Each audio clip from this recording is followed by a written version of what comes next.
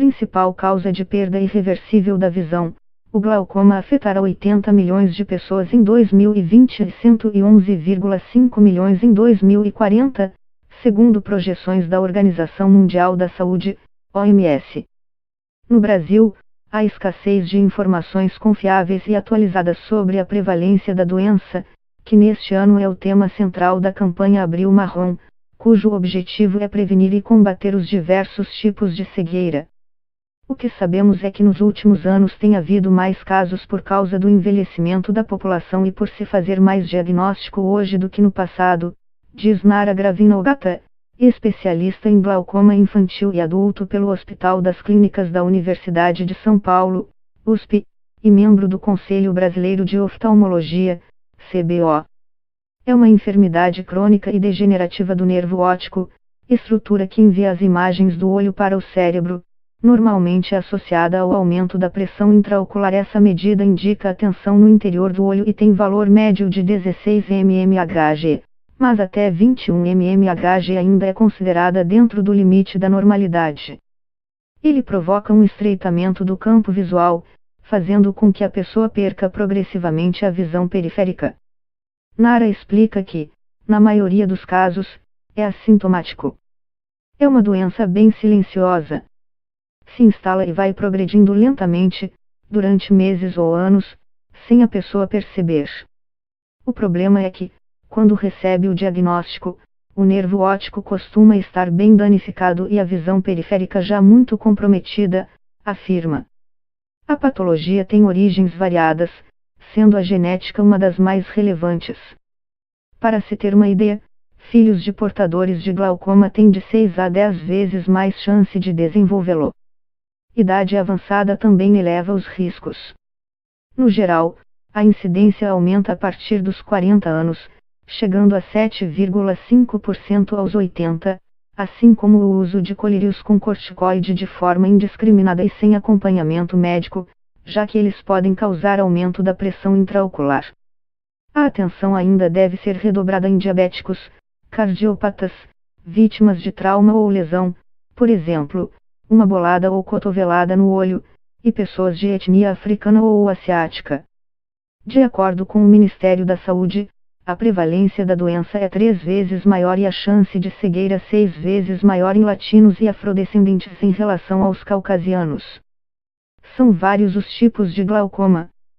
O mais comum é o primário de ângulo aberto, que representa cerca de 80% dos diagnósticos. Ele é assintomático e atinge pessoas a partir de 40 anos. Neste caso, a pressão intraocular sobe lentamente devido ao mau funcionamento do ângulo de drenagem do olho, responsável pela saída do líquido ocular, humor aquoso.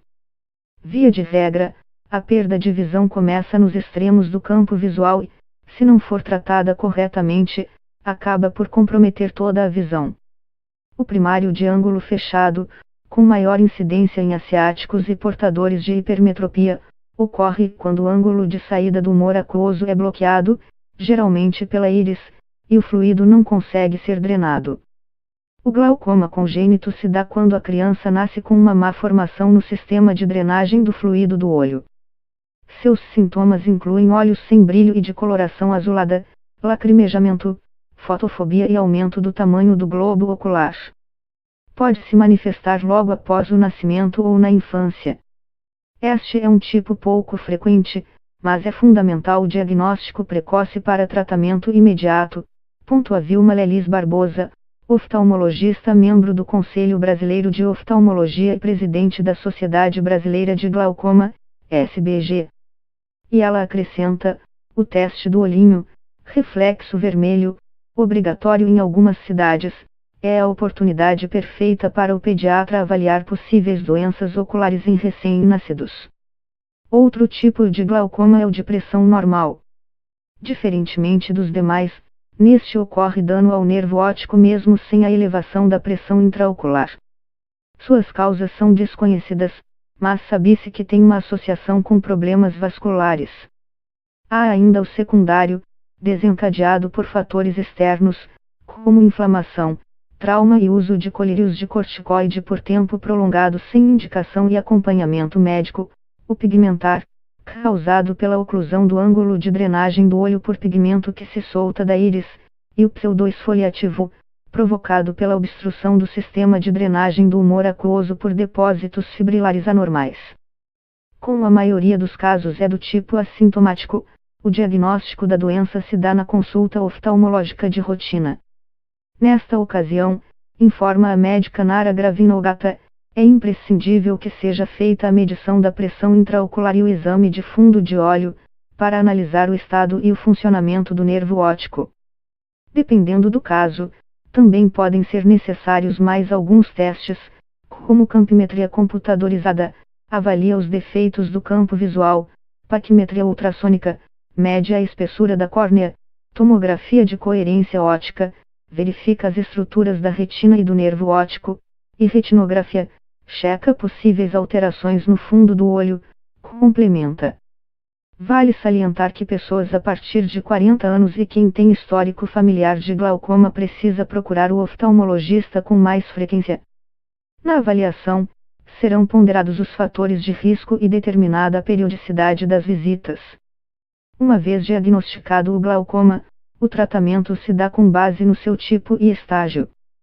Vilma Lelis Barbosa, da SBG, enfatiza que ele não tem cura, mas, sim, controle. É uma doença crônica e progressiva, e o objetivo do tratamento, qualquer que seja ele, é estabilizá-la, mas ele não fará com que o paciente recupere a visão perdida. De toda forma, mesmo os casos avançados, quando há perda importante da visão, precisam ser tratados de forma regular, a fim de evitar a cegueira, assegura. As terapias são feitas com procedimentos clínicos, cirúrgicos ou a combinação dos dois. No início da doença, normalmente recomenda-se a aplicação diária de colírios específicos. Entre os mais usuais estão, análogos da prostaglandina, travoprosta, bimatoprosta e lepanoprosta, beta-bloqueadores, maleato de timolol, inibidores da anidrase carbônica, cloridrato de dorzolamida, e agonistas de receptores adrenérgicos, tartarato de brimonidina. Eles podem ser usados separadamente ou combinados. Em algumas situações também se faz necessário o uso de laser. As primeiras etapas do glaucoma de ângulo fechado, por exemplo, são realizadas dessa forma. A cirurgia, por sua vez, é indicada em cerca de 10% dos casos e no glaucoma congênito. Segundo a presidente da SBG, a adesão ao tratamento, que é contínuo e sem duração pré-determinada, é importantíssima para o seu sucesso. Por não perceberem a evolução da doença, muitos pacientes tendem a negligenciar a administração dos remédios, completa. Recentemente, especialistas do Conselho Brasileiro de Oftalmologia promoveram 2 estudos sobre os impactos do glaucoma na condução de veículos, a fim de verificar se o comprometimento visual provocado pela enfermidade aumenta o risco de acidentes. No primeiro, foi avaliado o impacto do crowding, aglomeração, fenômeno no qual os objetos se misturam quando apresentados muito próximos, dificultando a visualização nos glaucomatosos. O crowding estabelece um limite fundamental para as capacidades da visão periférica e é essencial para explicar o desempenho em uma ampla gama de tarefas diárias, explica Nara, uma das autoras do trabalho. E, devido aos efeitos do glaucoma justamente na visão periférica, hipotetizamos que a perda neural na doença levaria a implicações mais fortes do apinhamento visual, o que foi confirmado, acrescenta. Ao final da experiência, publicada na edição de fevereiro do jornal Investigative Ophthalmology Visual Science, IOVS, da The Association for Research in Vision and Ophthalmology, ARVO, constatou-se que os que têm a enfermidade, mesmo em estágios iniciais, apresentam dificuldade maior em discriminar os itens. O outro estudo do Conselho Brasileiro de Oftalmologia avaliou a habilidade de dividir a atenção ao dirigir e falar ao celular, cena muito comum no dia a dia, apesar de proibida pelo Código de Trânsito Brasileiro, CTB. O intuito foi verificar a performance de portadores de glaucoma nesta situação. A conclusão foi de que o tempo de reação a estímulos visuais periféricos é significativamente pior entre os pacientes com glaucoma. Durante o uso do celular, foi de 1,86 segundos, contra 1,14 segundos dos motoristas com olhos saudáveis. De acordo com Nara, quem tem a doença não está proibido de guiar um automóvel, porém, precisa ser alertado de que os riscos de acidentes são maiores e, junto com o médico, decidir se é melhorar parar ou continuar com essa atividade. Este trabalho do Conselho Brasileiro de Oftalmologia foi apresentado no último Congresso da Sociedade Americana de Glaucoma, em Nova York, nos Estados Unidos, e publicado este mês na revista científica JAMA, da American Medical Association, AMA.